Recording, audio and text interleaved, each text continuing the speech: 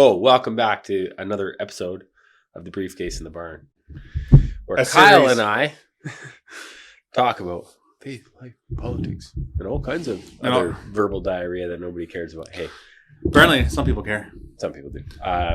Do you realize that you look like an inmate? No, I don't. It's the first thing I Framcon thought. Construction. I'm surprised I didn't end up in jail, to be honest. Did you steal the shirt? No, I got the shirt. Okay. For Mitch, this is from Mitch Busicum from Framcon Construction. Okay. He's one of the guys I visited last week. Nice. I realized in last week's episode, I didn't even mention the guys. The other guys is Centric Manufacturing, Travis DeCock, Okay. Jason Bremer from Prairie Stone Concrete. But yeah, anyways, only one of them got me a shirt. That was Mitch. And so I was like, I'm going to represent the podcast. It's very orange, but it's the Construction, right? Construction guys, they got to be. It's Halloween orange. too, so Oh yeah, your kids could carve you up. I think Mitch is probably a big Halloween guy. I'm sure he is. Is it Busicum, he said? Those guys really celebrate Halloween. Okay. What do we got here for today's episode? Do your kids celebrate Halloween? No, Do you let your kids trick or treat? no. No? I don't know. I don't even know if it's not about let them. They never ask. Well, they will.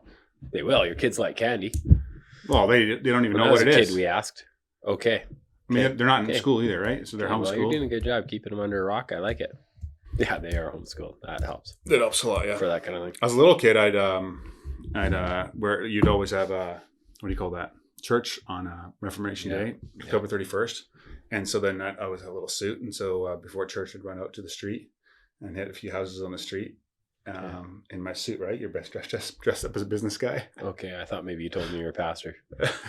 No. And yeah, I got my candy that way. What about you? Okay, we got in huge trouble for doing it one time. Oh, Yeah, I distinctly remember going to like specific Trouble from who? instructions, not from my parents. oh. Like, What do about your not go kids now? trick or treating? I mean, I wouldn't. I consider it I would consider it something where, hey, there's probably quite a bit of grace. I mean, my kids go door to door with my in-laws, and I mean, we don't really. We would definitely say in our home that we don't celebrate it. And- Christians get right up in arms about it, eh? oh, they do on either side. So every year around this time, there's at least a handful of moms that are posting something about how demonic this is.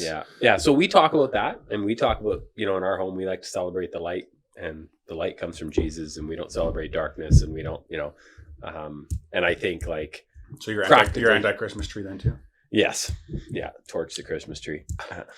Well, my brother shot Santa Claus, right, and the Easter Bunny in one fell swoop, right? We talked about that. No, before on the tell me podcast. the story.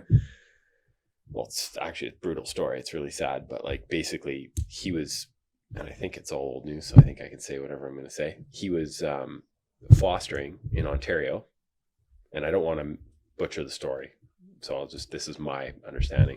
It's literally all online. You can find all this info. It's public information. He basically had foster children. They, him and his wife have beliefs on what they believe, strong Christian beliefs, and they weren't going to lie to the kids about, whether the Easter Bunny was real or not. And so, I mean, he basically said that to the social worker, like, we're not going to lie about that. Like, it's obviously BS. Santa Claus, it's all whatever. It's made up stuff for the commercialization of Christmas, right? And they ended up taking his foster kids out of his home. It was really tragic. It was really horrible. And it's interesting for me because I'm a foster parent, and I know I know what's expected. Yeah, as a so foster come they're parent. not being pulled out of your home? Because I haven't shot the Easter Bunny yet, right? Like, I let him live, right? That's I always make a joke, right? But it's not funny. It's actually really sad. And it's a sign of, sorry, I make a joke of everything. It's humor diversion, right? Everything's serious, I have to turn into a big joke. But it's just really, it's brutal. And he ended up going to the Justice, I'm going to butcher this name too. Lots of friends who are listening to the show know this. Marie and I support this organization. It's Justice for the Center of Constitutional Reform, something or another. Anyways, JCCF or whatever their acronym is. And they basically fought for my brother, took it to court, and he ended up being vindicated. Oh, wow. Now, I mean, he had already moved to Alberta in the interim, and obviously... So this would have been the Ontario court? Yeah. Okay. Yeah. And I mean, this is what I would say, and this is where, I'm even publicly talking about it, you need to be really careful. I think, as in any field where there's secular people working, there's people of all stripes working. And there's many social workers that, while they may not even be Christian, are going to be very gracious in people's beliefs and be like, hey, you feel strongly about that. Obviously, hey, you're welcome to, do things how you want in your home. I mean, I will say that when you're fostering, you are not the parent, and you do need to probably stretch yourself. For my wife and I too, there's just a lot of things where, hey, we're not necessarily going to, feel real strongly about something, but we're going to be very gracious, realizing that, hey, it's a privilege to have this kid in our home. We do everything in our home as we would with our own children, praying and reading. And the mic will pick up you banging the table. I'm going to bang. I'll put my hands on my lap. Then I might have to have them tied to me, actually. Like a horror movie. That would be fun. Like a horror movie. Hey, look, I can't even talk if I can't bang my hands around. Okay, anyways. Got to move on. But where I was going with that was, when you foster, it's like, hey, it's a you can say, hey, I'm going to take a hard line. You follow where I'm going with this? Yes. You can take a stand and have no influence, or you can allow yourself to realize that, hey, in life, there's things that are nuanced and gray. And sometimes we're going to be stretched beyond maybe what our personal, there again, people would say, oh, personal conviction. Oh, I don't know. I would land in the camp of like, man, we feel like we have a lot of influence in a lot of families and a lot of people that would have no interaction otherwise, with what it means to be a Christian. Are all those things a hill to die on? Or can you not just not talk about them at the appropriate time? That's right. and just not create a war where there doesn't need to be a war. A lot of people love to like create a war where there didn't need to be a war. It's like, no, this is something where, hey, you can just quietly disagree. And unless you, there again, don't be a person of conviction if you need to take a stand. Even in church, right? In church, you're going to have all different views on different topics. Oh, no. People love it when everybody thinks the same. No, because no one thinks at all. Yeah. Digital IDs. There's a lot of talk of that kind of stuff coming. Disaster. You think it's coming? Yeah, of course it's coming. Of course it's coming. Cashless society. It's a disaster. Fight it at all costs. Always wondered, there again, said you got the Bitcoin guy back on, Mr. Venort? Mm-hmm. Yeah. So it'd be interesting to know even. Venort Contracting. Great guy to use if you need to renos done. Yeah. Mark Venort. Anyway, yeah. Did he build this desk for you? He did. Okay. So far, now I'm not allowed to hit it anymore, like so it's not going to fall over. Yeah, for those that are listening, which is most of you, I'm always surprised there's a couple hundred people that watch this. But for those of you that are listening, we are now sitting at a desk, which for me is a lot more comfortable. Yeah. I feel pretty loose.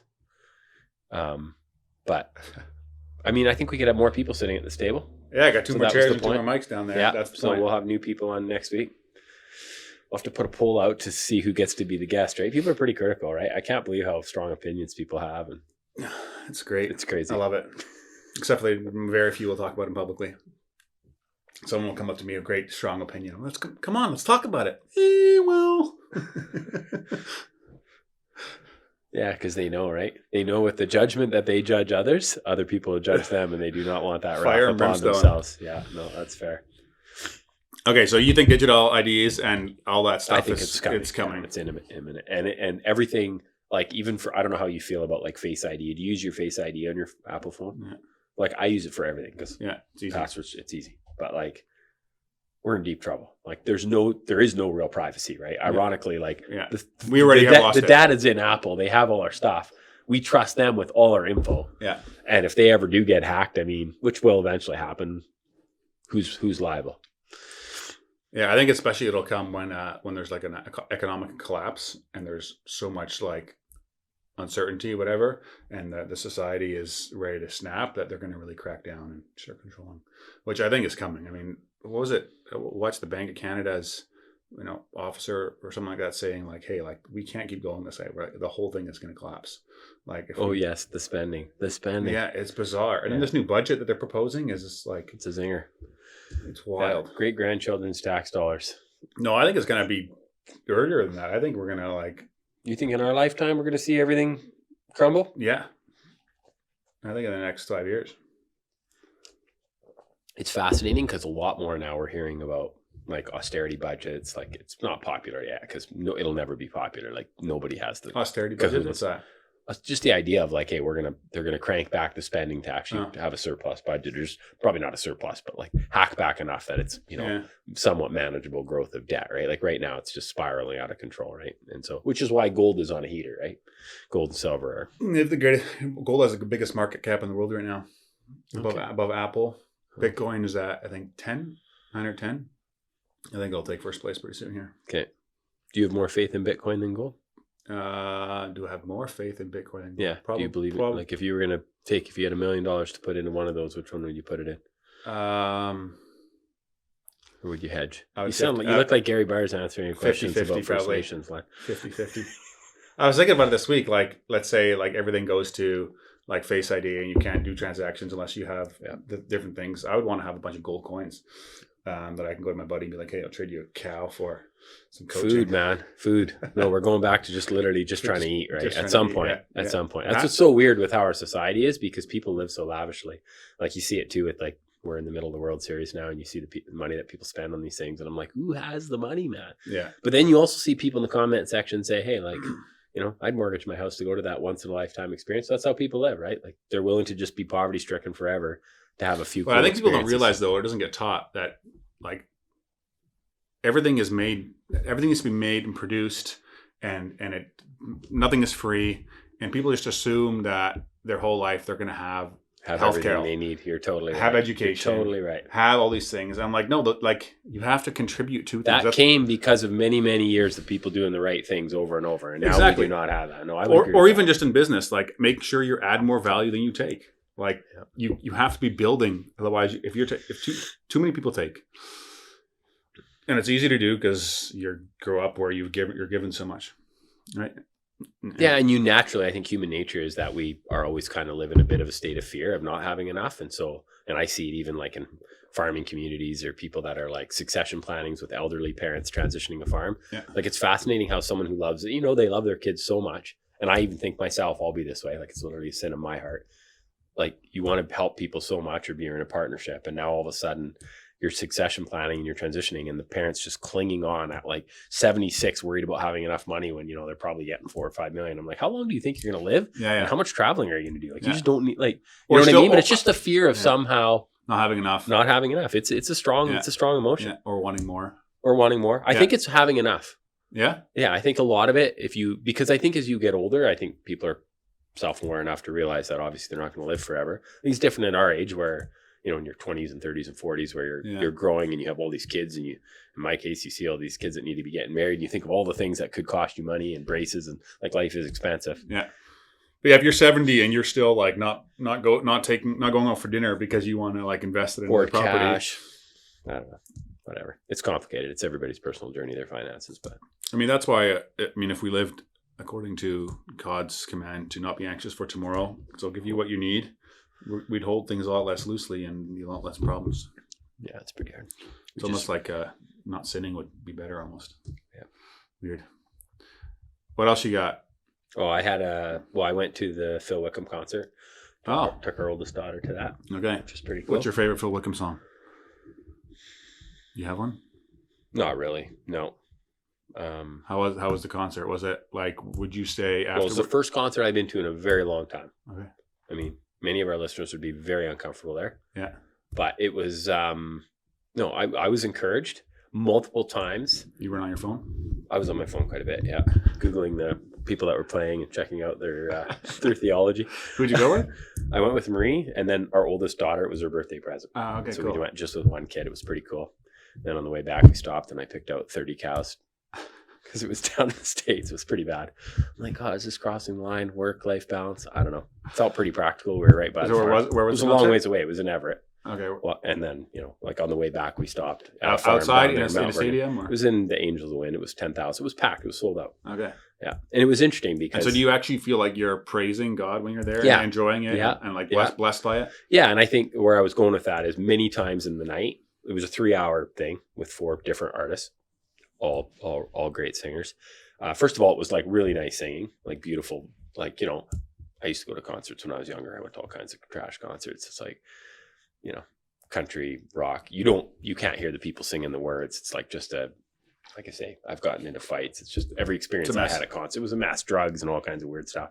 So this was just pretty cool. Right. And even like how people dress, I said to Marie, like, it was just really cool. You went to a concert, like the last country concert I went to was probably like Jason Aldean. I don't know how many years ago, and everybody's just not great, right? Just not something where it's like, oh yeah, you look real classy, right? So it's just nice. People are dressed nice. And many times in the night, they talked about just giving glory to God, that they are literally just there to lead the worship and work. And so I was pretty encouraged. I was wondering because I could see it being challenging, right? If you're famous like Phil Wickham, most of us would struggle in that role. Yeah, just like any role. Just like because I remember growing up, it would be argued that, hey, you can't, Christian concerts are bad because it's like it's all giving glory to man and stuff like that, and it's all about that. I'm like, well, go to like an organ concert, which would have been okay growing up. You know, so half the people there aren't even believers half the time. You're still clapping for the person that's pounding out the tunes because hey, that's a right. gift they've been given, and you're it's exactly the same thing. It's a different genre, and they can get idolized too. Right? Like, you know, I do struggle Peter with that Willerman personally. or whatever That's it is. a personal struggle of mine. What? Oh, just the idea of like clapping or like people, like even at church or if people are baptized, just exciting things where it's like, hey, this is a celebration. I still feel it's my upbringing. I'm totally uncomfortable with it. Just a showing of appreciation. Yeah, that's true too. Just any positive traits make me anxious. Well, wait. I said the clapping is a sign of appreciation. That's how I see it. Not like as in like a glorifying man, but just as in like, hey, like. Yeah, but I always struggle with the thing of, hey, is this glorifying people? Are we just literally like pumping someone's tires? Because I was raised in an environment where that was. I don't pump tires. Do not pump tires. You're a sinner. Do better. Depraved. Which we are, but. Everybody needs a bit of encouragement. Everybody needs a bit of encouragement. Jesus died for people that have no value. Yeah. That was sarcasm for anybody that's wondering. Okay. Anyways, dairy milk pricing in BC. Oh, yes. What's this about? Well, it was interesting. So I'm at this farm in the US, and I probably have shared this before, but like this particular farm I was at, and I buy cows all over. Today I was at a farm in Agassiz buying cows. Yeah. And it's actually been really busy selling cows, which is weird. Yeah. Because cows are extremely expensive right now. The most expensive that I've ever sold them for. But in the US, a quarter. So they all ship to this big co-op. And it's fascinating because they have quota at this co-op, like we have quota, except ours, I've said that before, ours is government regulated. And they are paying 25% of their milk check to their co-op right now to subsidize this new plant that they built, which was totally over budget. I think it was double or something crazy. And it's fascinating because here, you know, I'm on farms all the time here too. And people are always, and obviously people here are tight and money's tight everywhere, but it's fascinating the perspective, right? Where here we do get, you know, a decent margin for shipping milk. It's a pretty good business. Many of our listeners would disagree with that model entirely, but I would say it's pretty relatively healthy. And it's just interesting perspective where you go to a farm in BC and somebody's complaining about how we're not getting like I hear it all the time. We're not getting enough milk and the milk board's screwing us. Then I go like literally, you know, an hour away, like same climate, same costs, everything really. I mean, obviously other than land's probably worth less there, but you know, they're paying their workers and struggling with all the struggles we have putting milk in the tank. And the farm I was at has sold half their cows in the last 7 years to just keep farming because he said, I'm either going to sell my land or sell my cows. And I don't know what kind of business model either is. It's obviously not sustainable. But when I picked out cows there last, he was milking 400. And yesterday I picked out of like 180 or 190.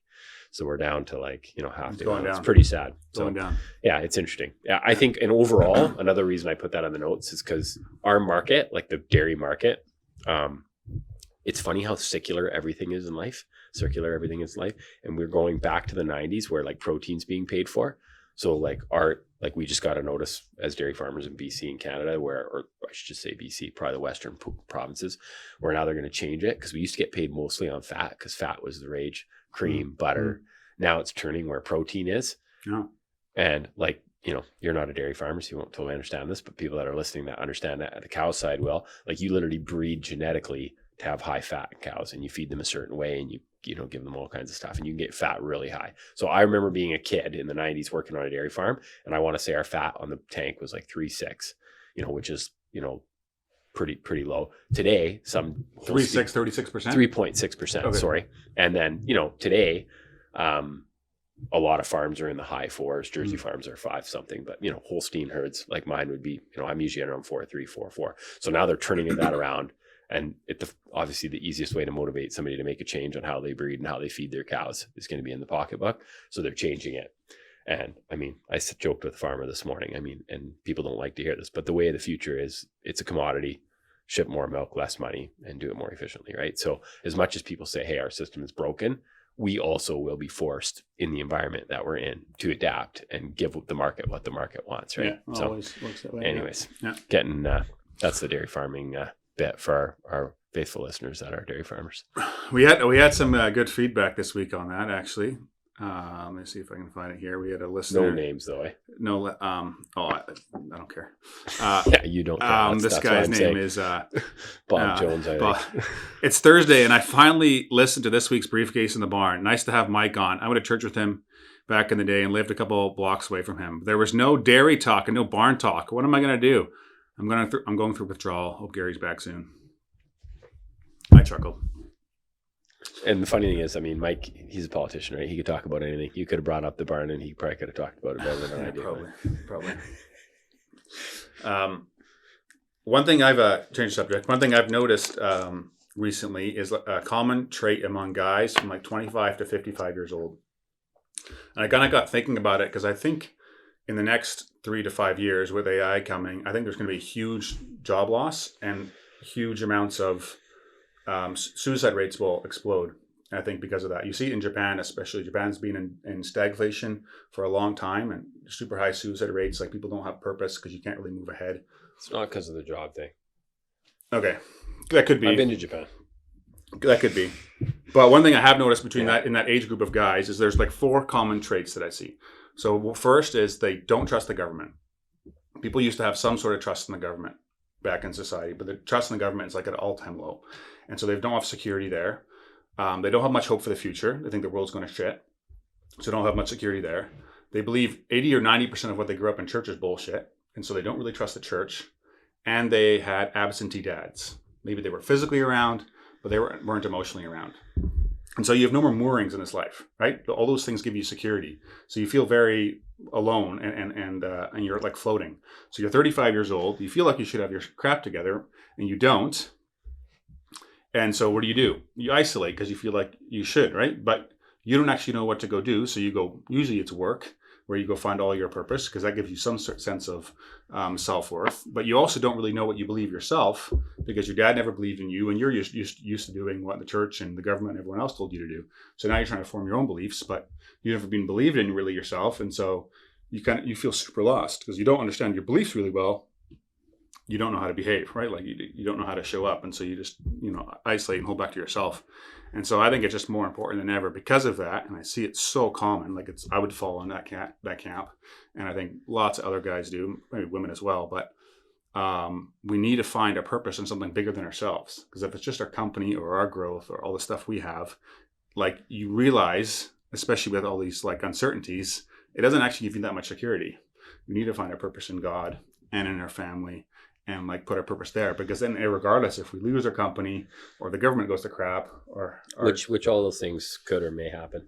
That's right, and they have and happened in history. But they ultimately they can't give you security, right? Like they're gonna go. So anyway, I've been talking to a few people about it and sharing that, and a lot of people resonate with it as well. Like it's just super common that they don't have those things. And the Word of God, Jesus Christ, is the only way that will give you real security and peace and something to live for that's bigger than yourself.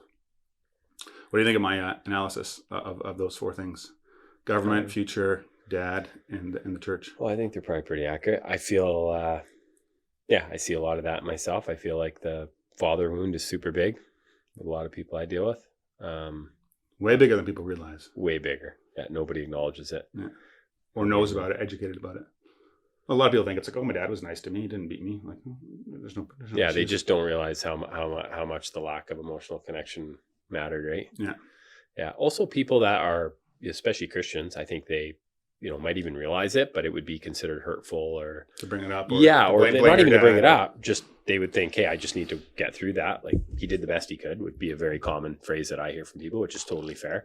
Sure, he did, but it wasn't good enough, right? Yeah. And I feel like much more than that, often people are hurt by other people. Like my experience has been like leading Freedom Session where people are really hurt by other people, not their parents, but their parents didn't protect them. And I say that in finger quotes because obviously like any parent that's had somebody hurt their kids obviously is horrified by it and feels, already has enough guilt. They don't need more shame. But, it's just this idea of like, hey, if you don't have an emotional connection, you could turn that on to people blame God, people blame, and it's interesting, even in our culture, we were taught like that would, and it is blasphemous in a way, the idea of like, hey, something's God's fault. But it is fascinating how people can't verbalize the things they actually need to verbalize because of the doctrine that they have. That's right. They actually do feel it, but they don't dare say it because it's the wrong thing to say. Yeah, and then that's fair, but it's like, boy, like doesn't mean you're not thinking it. Yeah, and it's not even that. Like, in the Bible reading, you go through the Psalms, right? In the book of Psalms, and like there's just a lot of like emotion, raw emotion and frustration and all these things. Lots. Right? A lot of crying out to God. And I don't think that we act that way in our culture. Like in the way I was brought up, it was just like you would never question God or why is this happening? Yet the Bible's full of people saying, why is this happening? Yeah. Right. And I think that God can handle that. And I think that it's a really healthy thing to do. And that's how relationship needs to be honest. And if we're going to have an honest relationship with the Lord, we would need to be vulnerable and be transparent. Right. Yeah. And I think he'll reward that and bless that. So I was actually reminded of that this week. So I've been having, the last week is probably the hardest week I've had in a super long time. And I was really struggling with prayer because I was just like, I don't know, I was just, when you start viewing yourself in a negative light, it's hard to come to God. Yeah, it's hard to come to God or go to anybody, right? Avoid, isolate. Yeah. But I was reminded last year of a guy that actually listens to this, or I'm not sure if he still does, but that wanted a job really bad that he was quoting on in his business, and he was kind of a more nominal Christian, just went to church, and he decided to pray about it every day for 20 minutes and to see if he can get this job or not. And so he started doing that every single day, just praying for 20 minutes. So very selfish way of praying. But he realized after like 3 or 4 months, all of a sudden his prayer started changing. He started praying about other things, and his life started to change. And it was like, just because he opened himself to the conduit of God in prayer, things started just humbling himself. Yeah, and things started to change. So I think sometimes we like hold back in our prayers because we're like, oh, I'm just trying to impress God, or like, I don't actually want this, or like, it's not genuine. That's not the point. The point is just open up, start talking, be real, and stay there, because that's, I don't know exactly how it all works, the spiritual realm, but he wants to receive us. So anyways, we got a question in from the mailbag. The question is, how are church members supposed to bring forth concerns about members in leadership if others have tried and it's been dismissed? What if there is a pattern of unhealthy behaviors, actions for several decades, and nothing has been done about this to change? So we got this question a while back, and I was like, I want Pastor Matt to answer this. So I had him on last week. I had a video call with him, and he answered that question. I figured we could watch it and respond to it. So, yeah, it's a super, super important question, and got a few thoughts on it. One is that this question matters. It's really important. And I would also say it's not like a one-size-fits-all answer. So, for example, I've been in leadership in the church for a lot of years, and sometimes folks think that I've done something wrong, and it actually turns out that I wasn't meeting their preferences, or we weren't doing things the way they thought. And so, there are ways that we have differences of opinions on like philosophies of ministry. Is this objectively a sin? Is this a culture of abuse in the church? Those are very different categories, right? And so we have to establish what exactly these behaviors are, what the patterns are, and what's been done about it. I will concede to the questioner that sadly this happens in the church way more than it should, and so it's important to address it. I have a philosophy which is we should address sin as believers, but we should not use sinful tactics to address the sins of others, right?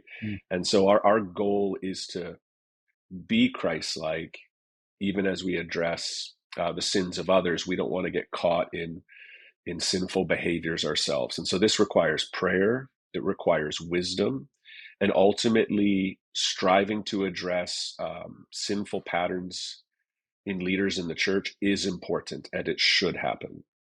Jesus refers to the church as his bride, and he died for her. The church matters to Jesus a lot, and her purity matters to Jesus a lot. And so one thing that I think is really important is it's a mistake to pit biblical truths against each other. It's actually a both and, not an either or. So a couple scripture passages I pulled up for this, Kyle. One is Hebrews 13:17 says, obey your leaders and submit to them. That's the scriptures. Obey your leaders and submit to them. But it's not the only scripture. It's not obey your leaders no matter what. You must submit no matter how sinful, wicked, evil they are. That's not reading the Bible faithfully, because there's passages that get added to that. It's a both and. It's Hebrews 13:17, obey your leaders and submit to them, plus passages like 1 Timothy 5:19 that says, do not admit a charge against an elder except on the evidence of 2 or 3 witnesses. And then it says, as for those who persist in sin, that's elders who persist in sin, it says, rebuke them in the presence of all, so that the rest may stand in fear. So we can't isolate, submit to your leaders, full stop. We actually see that 1 Timothy 5 says there's a form of mutual accountability that should happen in the church. The congregation are accountable to the church's leadership, and the leadership are also accountable to the congregation. And so both of those things matter, right? And so where things have gone off the rails with toxic church culture is where leaders in the church protect the wrong people. It's like an old boys club, and one of the elders has accusations against him, but we're going to ignore those. We're going to protect the sinner, not the one sinned against. That's wicked and evil and wrong. It's not the pattern that we should have in the church. The church leaders should protect, and they should make sure they're protecting those who are sinned against, not protecting sinners to perpetuate that on and on and on. And so I think in keeping with 1 Timothy 5, where it says that you should actually rebuke this elder who continues to sin in the presence of all, is in keeping with this pattern of the Matthew 18 process that I know you and Gary are familiar with. And that process starts small. I think Jesus is like being so wise to tell us, like, don't be responsible for gossip. Don't go to everybody but the person who you believe has sinned or sinned against you. Don't go to everybody but them. Actually start with them. You start with them. And if they respond positively, it's like you've gained a brother. That's a win. Problem solved. Praise God. The questioner is saying this is perpetuated even for decades. So the Matthew 18 process would say, actually, you should bring a couple wise, godly church members with you who can vouch for this and say, hey, we've seen this pattern as well. It's not one person that you disagree with. This is a pattern we've observed, and we're coming to you to address it. If they still won't listen, you got to make sure that you're bringing in now all of the elders, if that's the structure of the church, not just going to this leader as a small group of people, but going to the leadership. And if they won't listen, broadening that leadership to the point of telling the church, right? I think that ultimately goes to the place of you might need to, if the whole leadership team won't listen to you, is there a denomination that this church is a part of? You could go to denominational leaders and make your case, right? And then from this point, you have to do some discerning if they still won't listen as to whether that's a safe place spiritually for you to submit in, serve in, and actually grow spiritually in.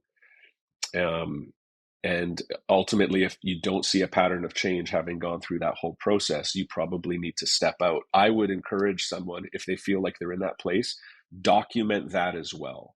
Tell the church why you're leaving. Don't just disappear. I'm so helped as a leader when somebody says, hey, we're moving away. That's why we're leaving the church, or we're leaving the church because of this issue or that issue. That's just really helpful clarity rather than just disappearing. So even documenting that, really helpful. And you want to make sure that you've rounded the communication so that others know why you've left, so that these kinds of things can be addressed in the church. Interesting. Is that the first time you've listened to that, or you already listened to it? I listened to it. Okay. Oh, I Asked the question. I asked the question, listened to it, and then I actually asked the follow-up question, which was like, do you have to go through all of those points to go to the synod before you're allowed to leave? And he said, no, it's a case-by-case basis, depending on where you're at with God and in prayer. But yeah, anyway, I thought that was a good answer. Great answer. Is that the answer to the question then, not a separate podcast? That was just a Yeah, okay. yeah. I figure we're going to do more of that where people can send in questions. Yeah, that's and a great Matt, answer. I emailed Matt if he'd be willing to do it once in a while, just answer a question here or there, and then we can just play it and respond to it. So, have you ever been in a position to do that, like where there was an issue with someone or in leadership, or you had to go deal with it? Well, I've been on the other end. Someone had an issue with you? Leadership where people have an issue with me. I think. I mean, Matt. Before you became an elder, or even when you was. Okay. Well, even before too. I knew before, but yeah, it's really interesting.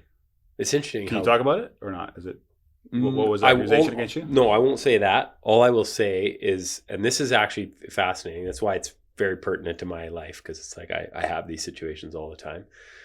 Obviously, being an elder, you're like, I mean, Matt said something. The most insightful thing I think was kind of like, well, lots of insightful things in there, but with the idea of like the Matthew 18 principle, I had someone today that talked to me about a situation where someone's gossiping about me, and like that person's not coming to me, so I will call them and talk to them. But like, just talk to the person, like get back to, like, especially if you're if you are a professing Christian, do not be talking anything negative about someone else unless you have already talked to that person directly. And then even after that, make sure that you do it in a really gentle way. It's fascinating with church leadership because we live in such a weird world where, some churches, nobody even knows you're there, and then other churches, you literally got to like draw blood from somewhere in order to leave there, or you lose your family. Like, that's valid, you'll lose people in your family, which I would say, man, like that's like the Muslims. Well, it definitely sounds like something other than, like we don't read about that in the New Testament church. Like there's never an example when you read in your Bible where you're like, this person was skewered for leaving the church they were in. Like, I'm not saying it didn't happen, but we're not reading about it. That's right. We're reading about all kinds of other crazy things in the church and how to deal with sin and how to communicate and let love cover everything we do. Yeah. So to me, like that's, if you are living in a place of constant fear, like if there's, and I think like heavy-handed leadership comes from a place of fear. I feel like people that are scared about their church diminishing, about, people not towing the line, having a set of ideas, and everybody has that, like, to varying degrees, but obviously, some churches more than others. And I think that, for me, this is just a personal thing. When you are in church, and I've said this to other fathers, right, in like a one-on-one conversation, you, at the end of your life, are going to have to answer for where you worshiped every Sunday with your family. Yeah.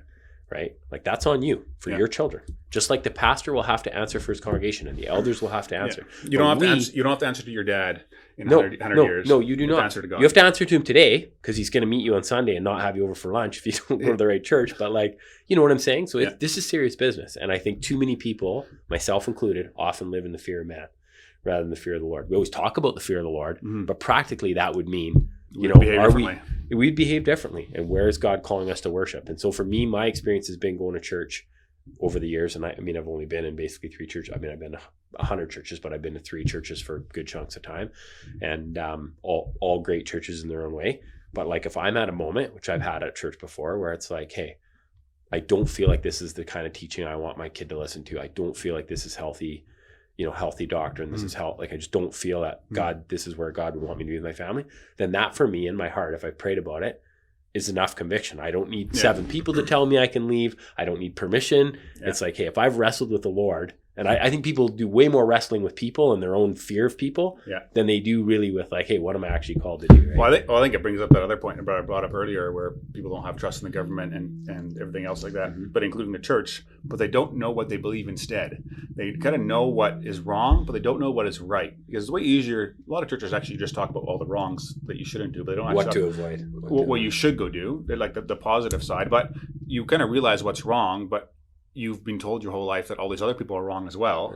And so now you're kind of like in this position of like, you don't know what you believe, right? And so that's why it's so important to drill down on that and get clear on your beliefs. What did you feel when he talked at the very beginning about, he read from Hebrews there where it's like, submit to your leaders? What is your thought when you hear that? What does that mean to you? What does it mean to me? I guess their wisdom, their advice, like they're the first people I would go to when things go sideways.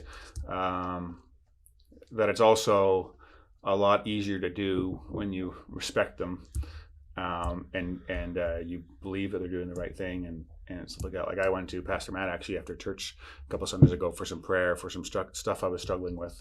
Like, I mean, it was somewhat terrifying for me to do that, because opening up or whatever and just sharing, because you want it was sin that I was want to talk to him about. Like I do that because there's a level of trust, and respect, and so then I'm going to him for that. Yeah.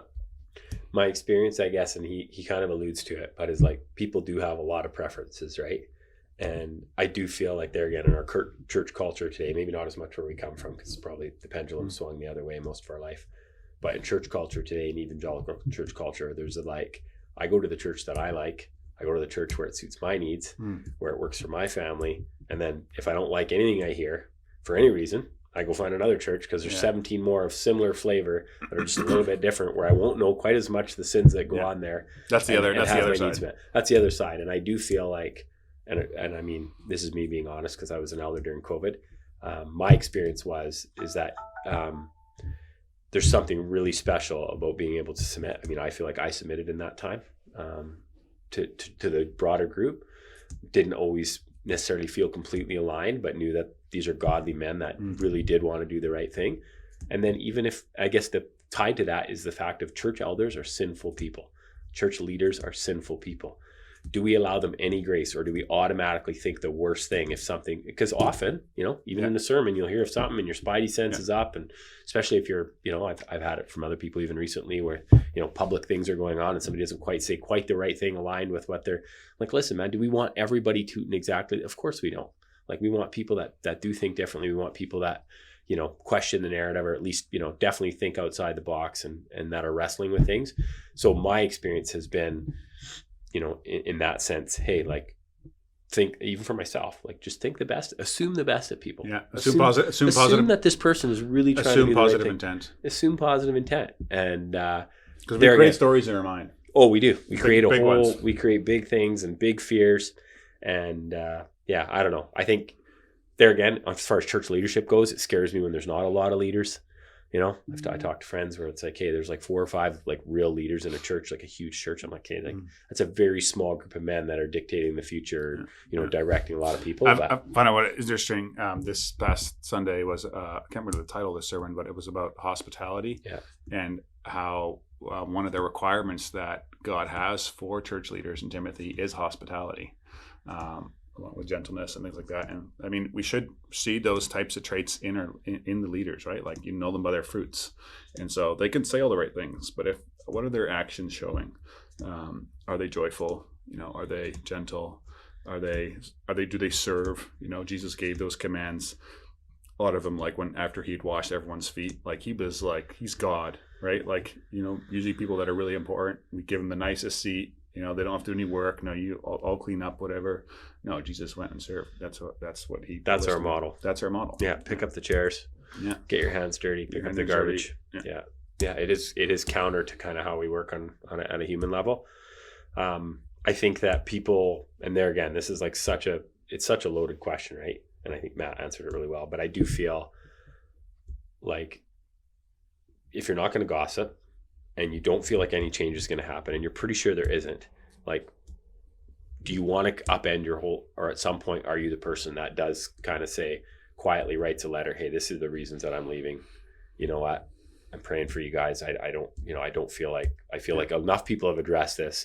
I'm not going to go above and beyond. And people get, like, it's freeing to be in a place where you can worship, where it's relatively healthy leadership, right? And obviously every church is varying in that. Where I was going with my earlier comment, now it came back to me, was like, can leaders admit that they even make mistakes? Are you in a place where, like, leaders have this aura of this is we were wrong here? Yeah. Or we will get it wrong. Yeah. And we do make mistakes.